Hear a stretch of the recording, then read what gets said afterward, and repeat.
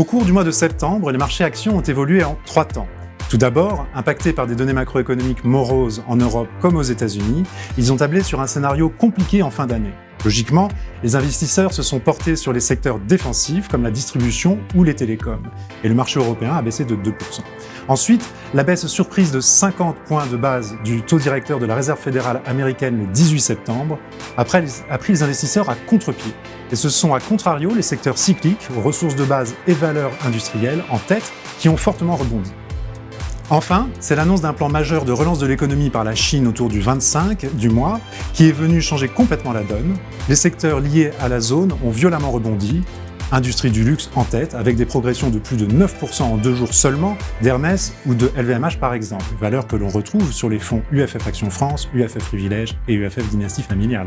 En conclusion, les marchés européens ont fini le mois en ordre dispersé, avec l'Eurostoxx 50 en hausse de près de 1%, et le Stoxx 600 en recul de 0,41%. Mais cela fait suite à une bonne performance cet été et masque un rebond en fin de mois. En termes de style, les valeurs décotées, avec en tête les matériaux, ont inversé la tendance depuis le début de l'année en surperformant les valeurs de croissance. La microéconomie est venue compliquer encore un peu la lecture avec une succession de mauvaises nouvelles sur le secteur automobile que nous avons réduit précédemment. Enfin, le secteur de l'énergie affiche la plus mauvaise performance, impacté par la baisse de près de 9% du baril sur le mois, avec des inquiétudes sur le niveau de la demande de pétrole à moyen terme, également sur l'offre, avec certains pays de l'OPEP ne suivant pas les règles convenues par le cartel.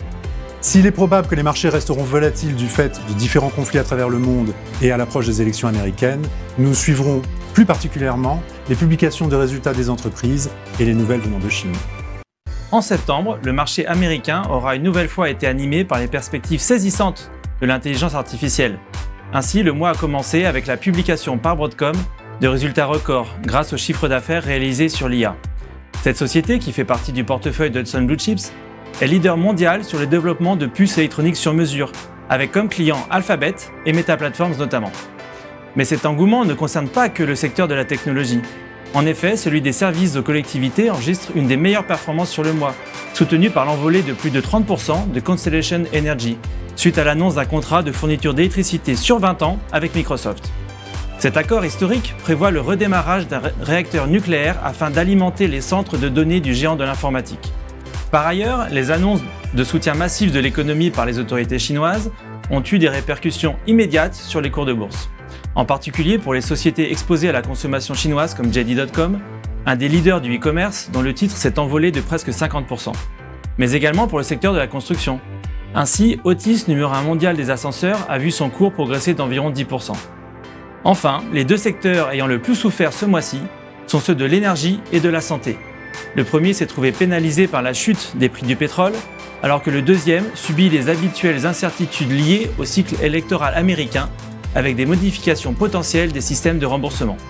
Le mois de septembre a débuté une nouvelle fois de manière agitée, avec une forte baisse des actions internationales en début de mois avant de terminer en territoire positif. Ainsi, les actions internationales progressent de 1,41% sur la période.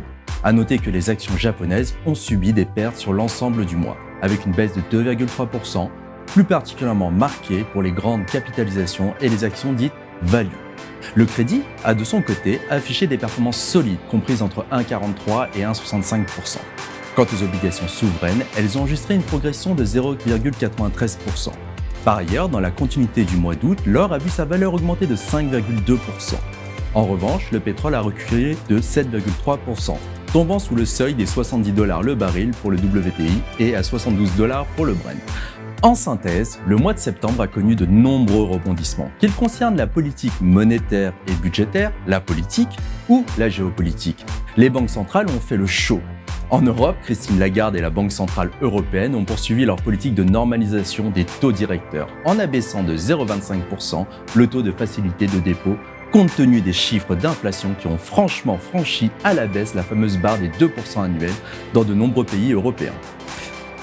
Quelques jours plus tard, le 18 septembre, c'est la Réserve fédérale américaine qui a enflammé le marché, avec une baisse de son principal taux directeur de 50 points de base. Jérôme Powell a en effet pu arguer que l'inflation étant sous contrôle aux États-Unis, la Fed pouvait désormais se focaliser sur son deuxième mandat qui est l'emploi et la croissance. Nous restons donc positionnés sur notre scénario central de soft landing. Dans ce contexte, le comité d'allocation de Myria Asset Management n'a pas modifié son allocation en restant positionné sur les actions américaines et européennes, une neutralité sur le Japon et les émergents, ensemble sur lequel on trouve de belles opportunités à l'image de la Chine ce mois-ci. Le comité n'a pas non plus modifié son positionnement sur le crédit, où nous sommes neutres sur le crédit investment grade, positifs sur le high yield et sur la dette émergente.